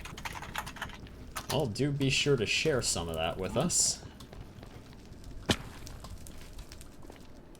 Hogwarts Legacy is an immersive... Oh god, I'm going to have to buy a new PC, aren't I? Hogwarts Legacy is an immersive... Yeah. Here we go. Hogwarts Legacy, Portkey Games. Not entirely...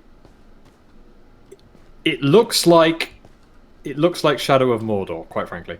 The Ravenclaw who dared to discover, the Potioneer who mixes with precision, the Hufflepuff who mastered herbology. Okay, that's being typecast. The Slytherin who soars with hippogriffs. The one who defies dragons. I'm just reading off the titles that keep popping up on this website. The Gryffindor who grapples with graphorns. Okay, that's the Befriender of Beasts. How many of these are there? No idea. The Raven. Okay, it's now come back to the Ravenclaw who dared to discover. Okay, Hogwarts Legacy is an immersive open-world action RPG set in the world first introduced in the Harry Potter books. Now you can take control of the action. Hold on. Oi. Yeah? What? They ain't paying us sponsorship money. Give me your evaluation of them, not just a read back of their ad copy. Well, I can only evaluate it after I've read it, right? Okay, fine.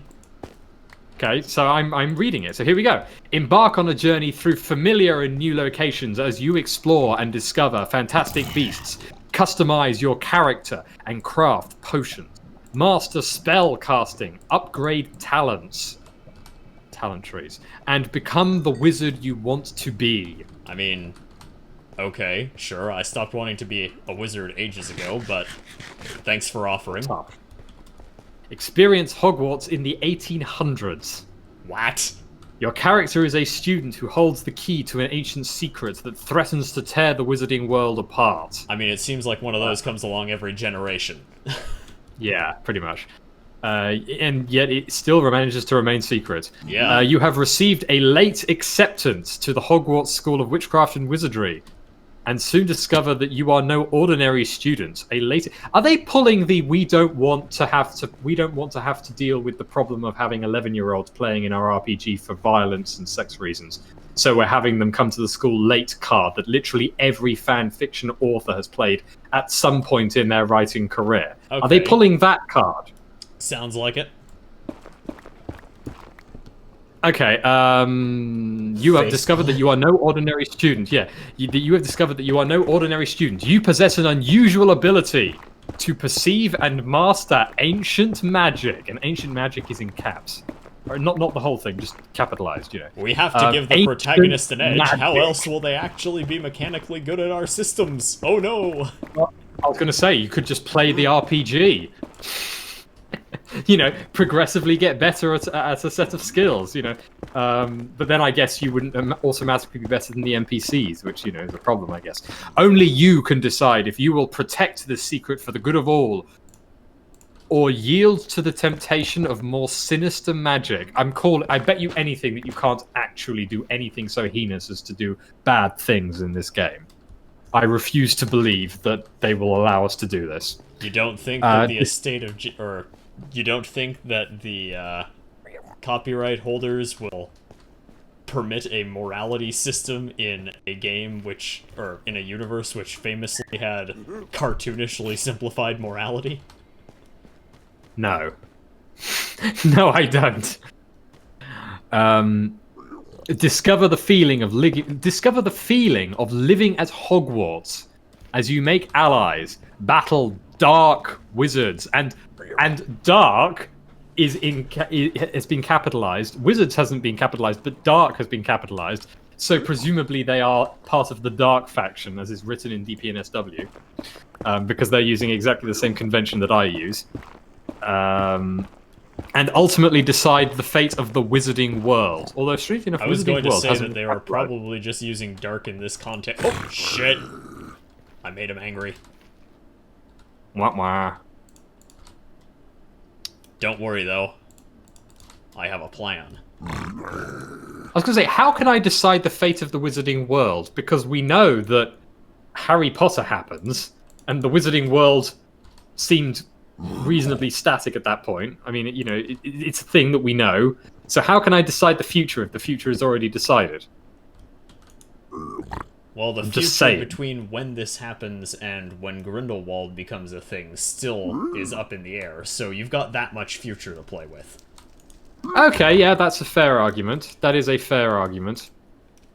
Congratulations, you get to decide the future of the next 20 years.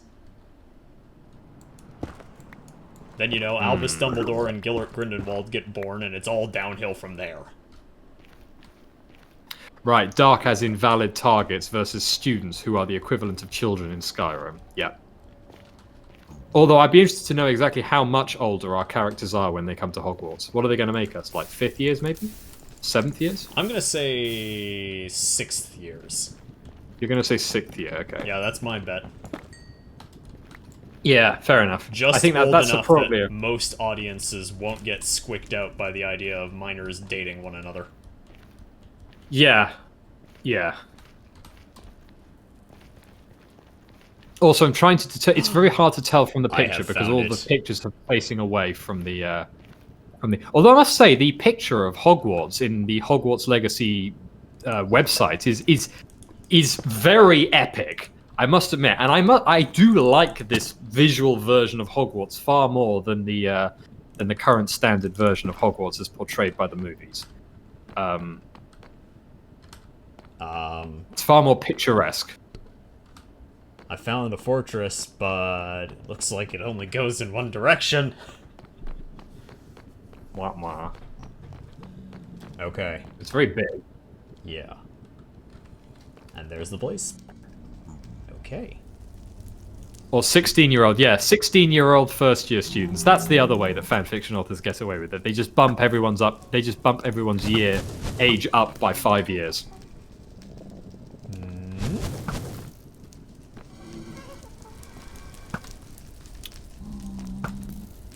Hogwarts was under quarantine and no education was possible for 5 years.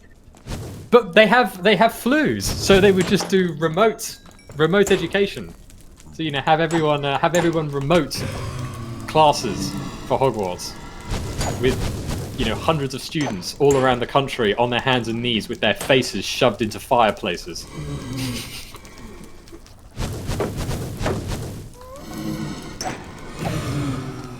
Got held back for 5 years because Ollivander wouldn't sell them a wand. Yeah.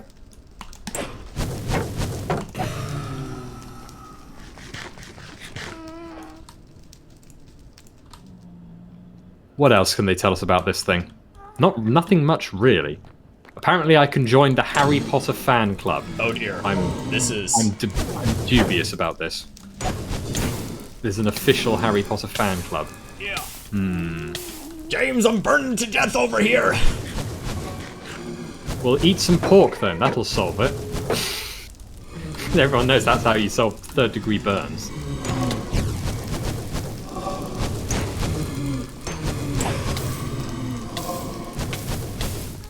Take cover! Need to thin out the herd a bit.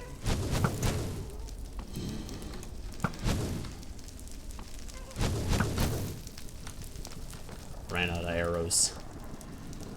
Okay, do you happen to know what a Funko Pop figure is? It's one of those wee little nerd figures that they make the animes out of. Or they make out of the animes. Okay.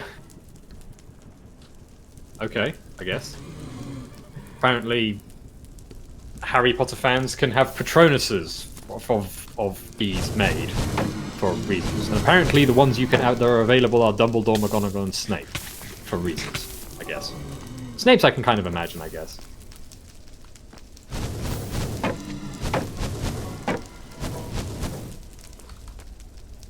Okay, I've got enough wood and iron to make another shield if it comes down to it, but at the same time, these are some pretty aggressive blazes. And there's a lot of them.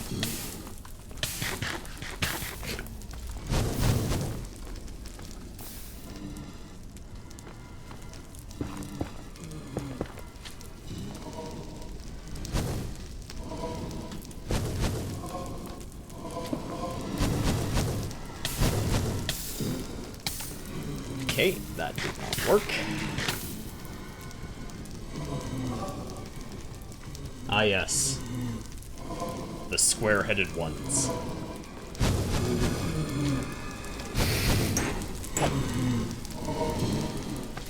They are the ones with the caricature square-headed figures of pop culture. Okay. I've seen various versions of these things in shops. I vaguely understand that they are a thing. I mean, you've got to fill out your shelf with something, right? If you're a streamer, you know, you have to. Everyone who has any kind of business with a camera on them and a backdrop.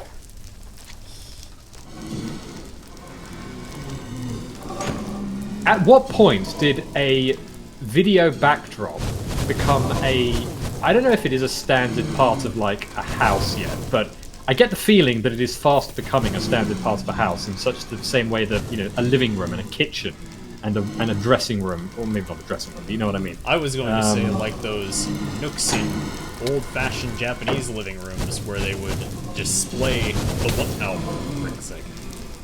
Ouch. The nook in Japanese living rooms in old-fashioned houses where they would display their best piece of artwork, and then they would always seat the highest social status guest with their back to it so that they would not be seen as boastful.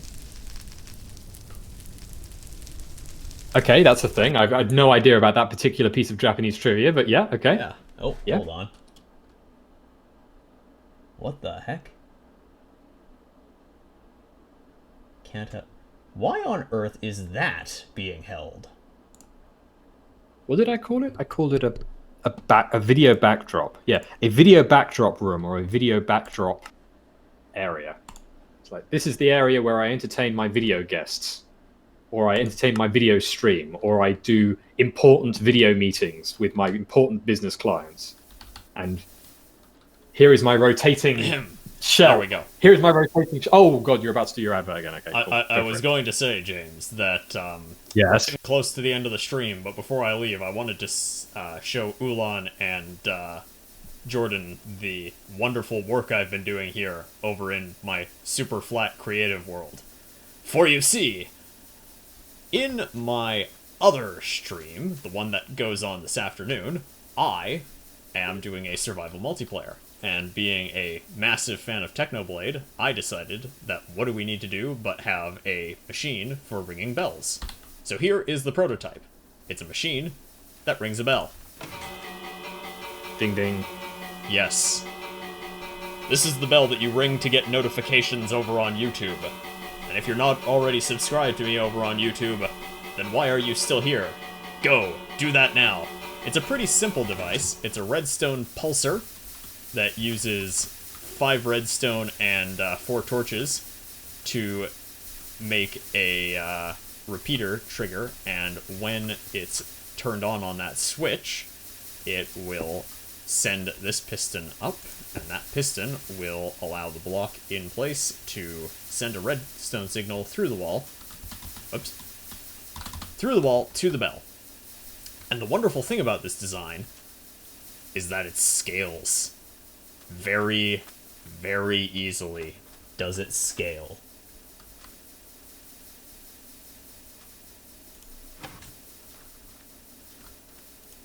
What? Oh, Is it not working? forgot to reinstall the block.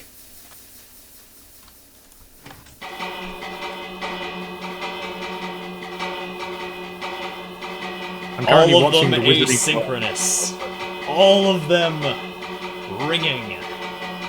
And it can be expanded infinitely in 2 dimensions. Well, perhaps not exactly easily, but very, very far. Actually, you know what? It could be infinite. If I stick a repeater down here, it's still sending a flickering signal, and it'll send it as far.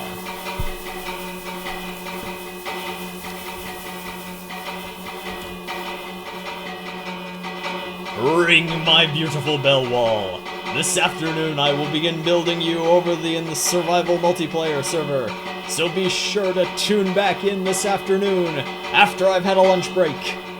Like probably at 2 p.m. Eastern time or something. And in the meantime, like, comment, subscribe, tell all your friends, all of them, and I'll see you then.